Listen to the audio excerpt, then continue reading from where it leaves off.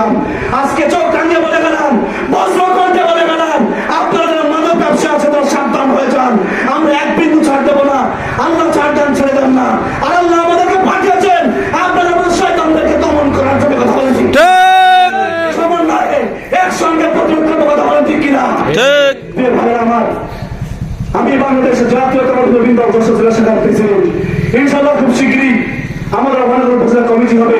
আমার বড় ভাই আছে পাশে, জুবাই ভাই আছে, আমাদের বন্ধু রাজু রয়েছে।